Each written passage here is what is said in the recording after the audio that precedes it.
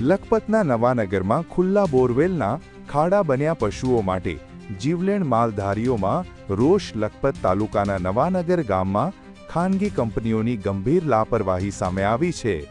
કંપનીઓ દ્વારા કરવામાં આવેલા બોરવેલના ખુલ્લા ખાડાઓ મૂગા પશુઓ માટે મૃત્યુના કૂવા સાબિત થઈ રહ્યા છે, જેમાં અવારનવાર પશુઓ પડી જવાની ઘટનાઓ બનતા માલધારીઓમાં ભારે રોષ અને ચિંતા ફેલાઈ છે.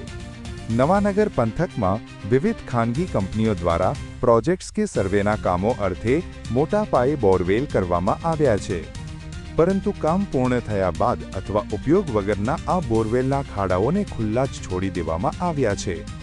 અસાવધ અને અબોલ પશુઓ ચારણ માટે નીકળે ત્યારે આ ખુલ્લા ખાડાઓમાં ફસાઈ જાય છે અથવા પડી જાય છે, જેના કારણે ગંભીર ઈજાઓ થવાથી પશુઓના મોત પણ નીપજ્યા છે.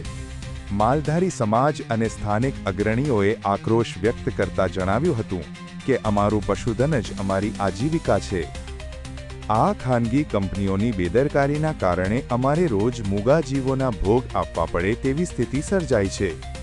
માલધારીઓની મુખ્ય માંગણીઓ તાત્કાલિક ફેન્સિંગ, તમામ ખુલ્લા બોરવેલ અને ખાડાઓની આસપાસ ફરજિયાત લોખંડની જાળી થવા ફેન્સિંગ, સુરક્ષા બાઉન્ડ્રી લગાવવામાં આવે, બૂરી દેવાની કામગીરી, જે બોરવેલ બિન ઉપયોગી છે તેને તાત્કાલિક માટી કે સિમેન્ટથી વ્યવસ્થિત રીતે પૂરી દેવામાં આવે. તંત્ર દ્વારા કડક કાર્યવાહી. બેજવાબદાર કંપનીઓ સામે વહીવટી તંત્ર દ્વારા નોટિસ ફટકારીને કાયદેસરની દંડાત્મક કાર્યવાહી કરવામાં આવે.